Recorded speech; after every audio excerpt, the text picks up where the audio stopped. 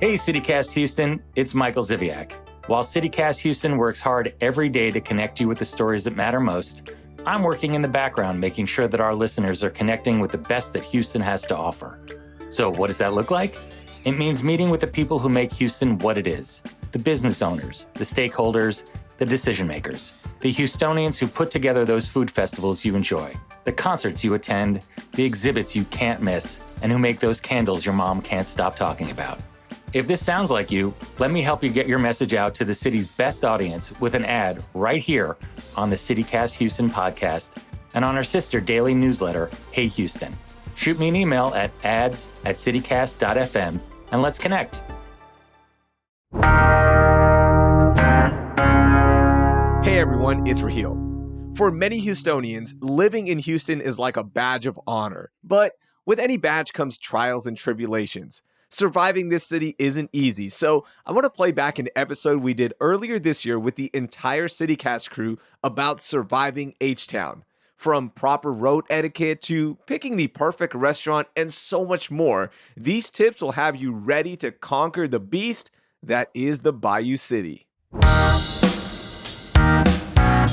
It's Thursday, May 25th. I'm Raheel Ramzanali, and here's what Houston's talking about. What's happening?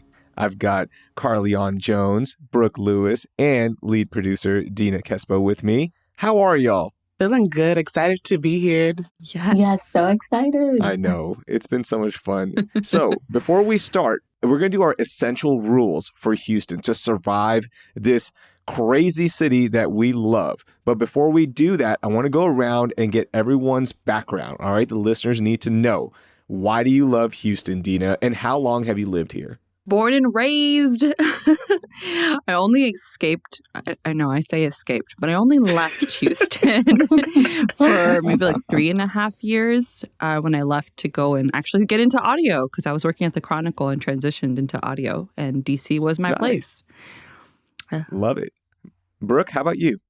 So I'm also born and raised, love Houston. And then I wouldn't even say, I think I wanted to escape too, briefly for college and grad school. But then I came back in 2016 and I haven't left. Yeah, that's a common theme. We all try to escape, and some of us did, and then some of us didn't. But Carlignon, you escaped. Yeah, I escaped for a little bit. So I was born here and partially raised here. So I stayed here until I was about like 8 years old. Then we moved about an hour away to the country. I was gone for college and all my high school years, and then I came back about 1.5 years ago now. Okay, perfect. Love it. So 4 people on this chat, and me, I grew up here, so we know the city, all right? And we know what it takes to survive this crazy city. And we're going to give you some rules. You don't have to follow these rules, but these are just rules that we've noticed that if you follow them, the experience in Houston is going to be much better. And by the way, if you have rules that you want to share with us, then please mention it to us on our social media accounts. And you can also email us. We've got all that information in the show description. So let's get started. Dina, you go first. What's your first rule to survive Houston? Y'all have to have a functioning, keyword, functioning umbrella. Okay. And I say this from experience because I've had an umbrella in the past in my car, but then it's one of those really like flimsy ones where the second you step out and it's windy, it flips outwards. Yes. Oh, no. And Houston ain't the city to get caught without an umbrella. No, especially during the months of January to December. Exactly. Literally every month. You just never, like, there's always rain somehow, some way. It's so crazy. I know. That is such a good one, Dina. I love it. Because I put money into a good umbrella and it changes everything. Yeah, exactly. It's worth it. Pay $35 if you have to, 50 even, upwards of 50 if it's like that really sturdy one. It's worth the money. Trust me. Absolutely. And it's going to last forever. All right. If it's a good one. Yeah. All right. Brooke, what is your essential rule to survive Houston? Mine is you will never be able to try all the restaurants here, but you can try. Because as I've grown up here, born and raised, as I said, and it is impossible to try all the restaurants you're going to want to when you move here because you're just going to hear about all the amazing food, but just pace yourself because there's going to be a new restaurant open probably by the time you're like, I tried this one. So my advice is to pace yourself, wear stretchy pants. You're on a food journey and just pace yourself because you will not be able to try all the restaurants. Okay, good pacing and stretchy pants. I wasn't expecting stretchy pants to be number 2 for us, but here we are, and I'm happy that stretchy pants are acceptable when you're trying to tackle the Houston food scene. Carlignon, how about you? Okay, so mine is like a survival kit. You always have to have an extra pair of clothes, a water bottle, and a little snack in your car. Now, my mom has been telling me this since I was a kid, and I used to not listen, and now I see why she tells me to do this. Because traffic is so bad that, let's say you're trying to go to a friend's house, to an event or something like that, you're going to be late if you don't have an extra pair of clothes in the car already just prepared, or you're going to be like hungry, starving, thirsty, just in traffic. If you don't have like something small, like a Rice Krispie, some water. It's important. I'm telling you, it's really important. Okay, can I build on that, Carly? Because okay. So especially the snack and the clothes, I would say definitely pack like sneakers and socks because I've had so many moments where I'd pack the wrong shoes and my feet would be soaked from the rain. And I'd be wishing I had like socks and sneakers in my trunk and then a trench coat. Because our weather is so like up and down. I've had days where I'd be like so cold and I'd forget to pack a trench coat because like I left the house and it was hot and humid. And I was like, damn, I'd have to like stop by Walmart or Target and pick up something to keep myself warm with. And then the water thing in the summer, I would say, especially the snacks. I've made the mistake where I'd leave snacks in the car and they would like either melt or the water would be like scorching, boiling hot. No, I definitely made that mistake so many times. And I would just like adding on to Carly, eat ahead of schedule because even if you think you're not that hungry, by the time you make it to your destination, you're going to be hungry. So whether you're going to like a birthday party, whether you're going to a dinner, eat the snack because you're going to be glad that you did so you don't show up hangry because that's definitely happened to me. Facts. I like that. So essential rule number 3 is your traffic survival kit. And I'm going to tack one more thing onto this one. Always add 15 minutes to your drive, okay? And don't use traffic as an excuse in the city of Houston because expect it.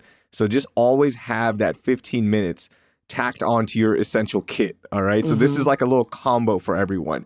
But I'm going to give you my first one. My first official one, please don't cut in the merge lanes. And specifically on 59 by the 527 spur, 59 and I-45, literally any freeway merger, please do not cut, okay? Because nothing gets us more irritated in the city than people cutting to the front of the line. Like, I understand a mid-cut, okay? If you're back there about, look, I get it. You want to cut a little bit, that's fine. But don't be the person that slows down the entire flow of traffic because you're trying to cut, especially on that spur by downtown. Oh, please don't do it. That's a real survival Can I thing. say, Brooke, go ahead. Because I was going to say, I feel like we're all very passionate about traffic, there's probably a lot that's about to be said. Go. But I'm just going to say, if you're going to cut, don't make eye contact. Just own it. Just do it. Just go for it. Because like I feel like people on Houston traffic, like I just don't want to even make eye contact if I'm doing something that I know I shouldn't be doing because I'm scared to look at what the other person is doing because they will make eye contact back. So just don't look at them. Just go right ahead, do the cut, make the mistake, and just keep it moving. Okay, but do you wave? Do you give them a thank you wave? I used to do the wave, but I feel like the wave has died, you guys. Like, it doesn't happen anymore because I wave at people and they look at me like I'm crazy because I just don't think it happens. My parents were the ones that waved my whole life. Like, growing up, they would always wave whenever they cut in front of people, but it doesn't happen anymore. So I've just stopped waving. I just don't make eye contact. I just cut in front of people and I keep it moving. Dang. Carly, you wanted to jump in on this, right? What's up? Yeah, I was going to say that that's a true survival kit because people get mad. They're ready to fight for real. So if you don't want to fight on the freeway, do not cut people off. Leave it alone. See, I go, like, here's my thing. If you're going to do it, that's fine. Like, that's fine. But me as the driver you're cutting off, I feel like insurance companies should give you one grace hit per year. And what I mean by that is, like, I will be really aggressive if you're cutting me, because I usually don't cut unless it's like I make a mistake or something. But I usually go to the back of the line. I follow the rules. But if you're trying to edge in, I will keep creeping up. Dang. And like, I will Okay. play that game of chicken. So if you hit me or I hit you, I should get one grace hit. Like, I'm not talking about a hard hit. I'm not talking about hurting people. I'm just talking about a little side swipe, right? Like, I will play the game of chicken all the way up until you either stop or I let you in. You want it like a So, go-kart there's me. bump, basically. Yeah. Yeah, like I'm going to put little bumpers on my car. Okay. Can I just say, Okay. I've done it. Yeah. I've done it. I've cut. But listen. And We all have. like, it was mostly unintentional because it's like, oh crap. Like the GPS tells me I'm supposed to go this way and I couldn't read it properly because you're driving and you can't pay attention. And people get really angry and they're like, they're the Raheels on the road where they're inching, playing chicken. Like they're not letting you in. And I'm like doing the wave, trying to be like, please let me in. I'm sorry. Like trying to tell them my life story in the car, on the highway. No, just to get some you can- sympathy. Dina, you can save that for the car behind you, okay? Because I've been waiting for 25 minutes to get to downtown, and you are not going to cut me. You can try that on the Fair. Corolla behind me. Damn. That's why people are so impatient because they've been waiing for like hours True. to get to Yes. the exit. And so if you're the one cutting, they're just like, it's not going to end well. Fair. No. Side note. So I take pictures of parents who cut in the drop-off line at school. Oh my So, God. Ooh. Yeah, I think it is the most insulting thing somebody can do is cut in the drop-off line at school. True. Like, we have parents, like, we get backed up for half a mile, right? There's, a lot of kids trying to get to school, and some parents will literally cut you when you're about, like, the fifth car turning in. Ooh. And I think it's the most disrespectful thing ever because you think your time is more valuable than anybody else in that line. And I take pictures, and I'd be lying if I said I haven't posted it to a Facebook group. Dang. I am the Batman of traffic. Okay, I make sure that we abide by the rules and justice is served in shameful comments on Facebook. Oh, Oh my goodness. God. Hilarious. Yeah. My all right? God. We're changing lives one car picture at a time, ladies. I feel like you just Okay, need to stay on the tangent. feeder hill. Yeah. You do not need to pretty much. touch traffic for real. But I'm a really kind person, honestly.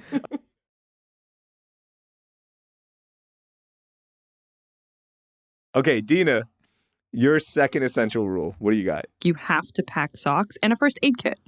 You will never understand the power of a first aid kit until you actually use it in a car. And I'm talking about the Yes. elaborate ones, the one that's got the Band-Aids, the gaugs, not the little tiny puny ones that you get to travel with. I mean, that has saved my life so many times. Not that I'm out here like injuring myself and others around me, but it's just like you never know when you need it. It's crazy. And I say every person, whether you're in Houston or you're out in the suburbs, you should definitely have a first aid kit in your trunk. I like that one. Brooke, what's your next one? So this is for my curly-haired girls. Do not straighten your hair in the summer. Just don't do it. Don't get a silk press. Don't get a relaxer. The summer is for protective styles only because it just won't last, you guys. Like, you will get it done. And honestly, this happened to me as early as now because the weather has been so bad. I've had friends that literally walked out of the salon and 2 hours later, because it either rained or it was so humid, their hair was already back to its original texture. So just don't do it. Do it during the winter time. Get your braids during the summer, do your protective styles, but do not straighten your hair in the summer. It's just not going to last. It's not going to last. It's not going to last. There's no way. Yeah. All right. Carly, your next one? Always bring a jacket with you wherever you go. The weather's always going to change. That's Houston. You never know if it's going to be hot, cold, raining, like Dina said. So you always need a jacket, like literally. Because even if it's hot outside, let's say you go to a restaurant. When you go inside the restaurant, it's going to be freezing because they're trying to combat the heat. So you need a jacket. It's essential, I'm telling you. I like that. That's a good one. So Yeah. my next one is related to clothes as well. In the summer, please do not work out in cotton shirts. Okay. If you're going out, running Memorial Park, you're doing a class outside or inside. It is so hot in the city that if you wear a cotton shirt, you're not gonna like it. It's not gonna be a good feeling. So please do not work out in cotton shirts. I see people running in cotton shirts. I'm like, what are you doing? You're carrying like 5 pounds of sweat right now. This isn't good for you. You're gonna start hurting here in a little bit. This is horrible. Please just get a dry fit shirt and you'll love it so much more. And like, I love working out in the summer outside. I don't mind it. I like the heat.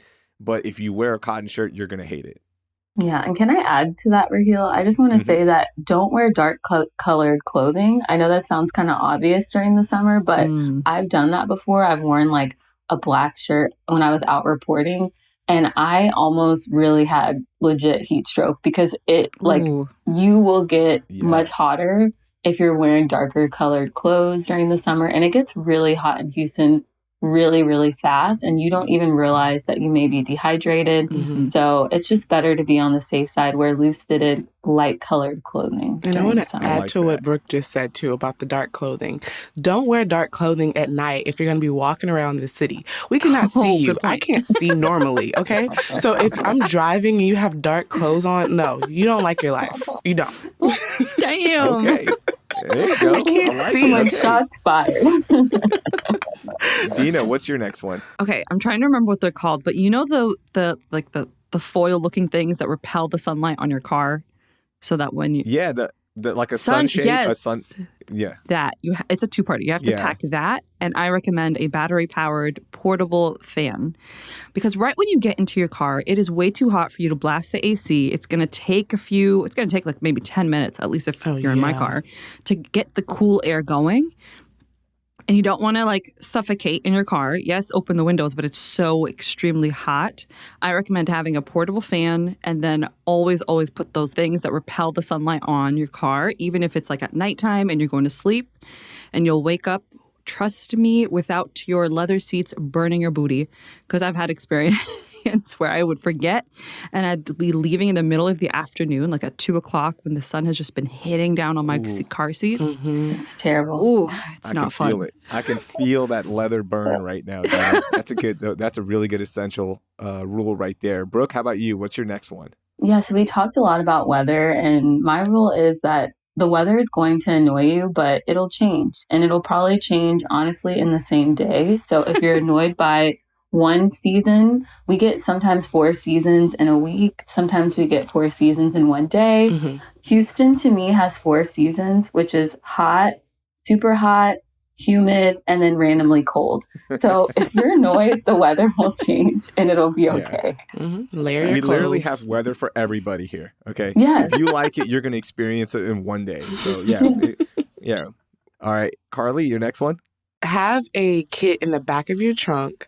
Like Dina said, she said the first aid kit, but mine is for fixing your car.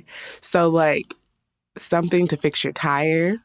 You'll need like a little air pump. I have an air pump in the back of my car to like, air up my tires. Something to start your car if the battery just decides to die. That's important because you can get stuck nice places. Jumper cable. Yes, exactly. Jumper cables, exactly. Jumper cables, because it's so important. I'm telling you. This city is too far spread out that if you get lost somewhere, your friends can't get to you quick, you'll just be stuck on the side of the road looking crazy. Unless you have AAA. AAA is really good too. That's a survival kit. I highly recommend getting a portable air compressor. You can get them on Amazon for like $20-$30, but they're great. Like you just plug it into your car light and boom, you can pump up the air in your tires if you need to. But since you brought that up, I'm going to give you my next one, and that's get insurance/warranty on your tires, because our city is awesome. We're like, there's so much to do. It's so great, but our city really sucks when it comes to potholes. Oh my gosh, especially on Westheimer, Richmond, Kirby, Shepherd, all the big artery streets. Basically, the potholes suck. So get some kind of warranty on your tires. You can go to any of the big tire stores, and you don't even have to buy the tires from them. You can just go get a warranty on them. So if your tire, you hit a pothole and your tire gets some kind of tear in it, they'll fix it for free. Okay, get a warranty, please. especially because tires are expensive now, really expensive. Mm-hmm. So that's my next one. All right, we're going to do a fun one. All right, last one for everyone. Brooke, do you have a fun one?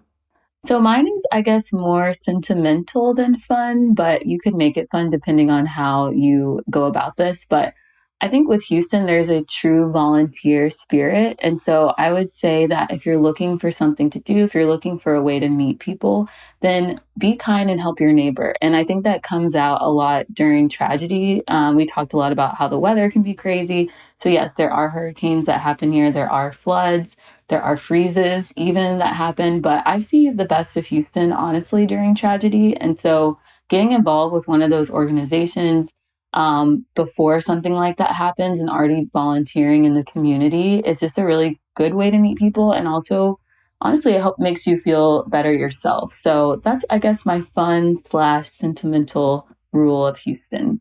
It's a good one. Carly, how about you? Do you have one? Yeah, mine is not completely fun. It could be fun if you like to get dressed up, but that's a definite key to Houston. Dress up everywhere you go.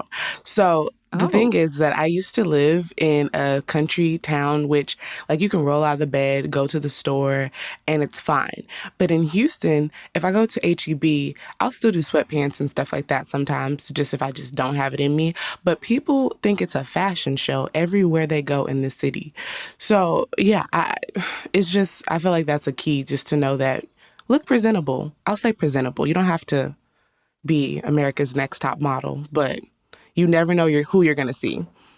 So the Target in the Galleria area, Yes. we used to call it hot Target because it was literally everyone dressing up to go to Target. And it's so funny you mentioned that tip because that is true.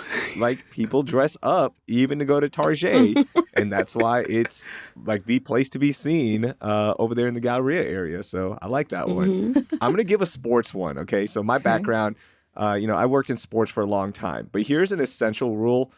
If you live in the city of Houston, don't ever say that the Houston Rockets would not have won their 2 titles if Michael Jordan didn't retire.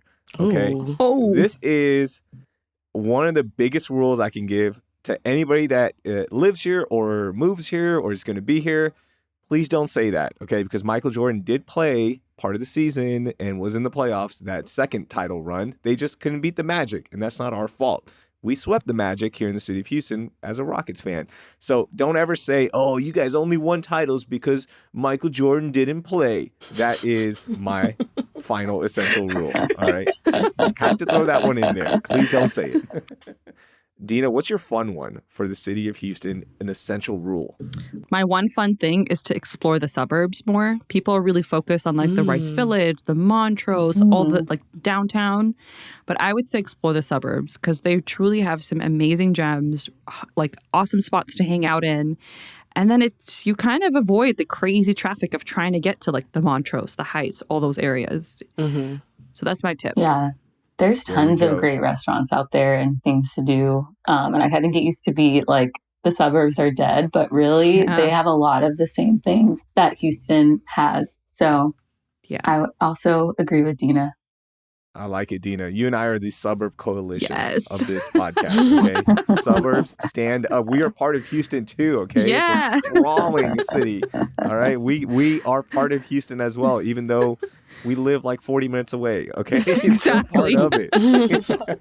Well, I love this. This was really awesome. Good essential rules and tips to survive the city of Houston. We have gotten everyone prepared now, all right? So you cannot complain about the city of Houston after you listen to this. Ladies, thank you so much for doling out this advice to our listeners. Yeah, this was fun. It was so much fun. Thanks. That was our lead producer, Dina Kesbeh, producer Carlignon Jones, and Brooke Lewis, the writer of our awesome daily newsletter, Hey Houston. Be sure to subscribe with the link in our show notes. Before we go, shout out to all the Houston Swifties for speaking up and helping create a new law that will outlaw bot usage to buy tickets online.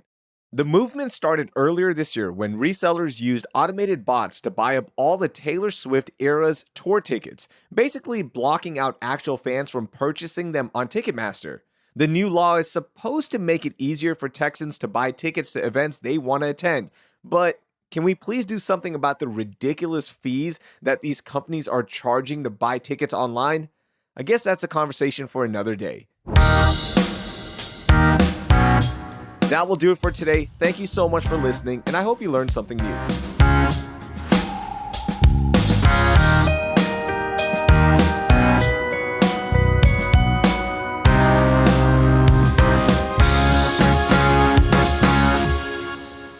Y'all, I'm not even joking. Those parents who cut, I get so pissed, okay? And I usually don't get mad at anything.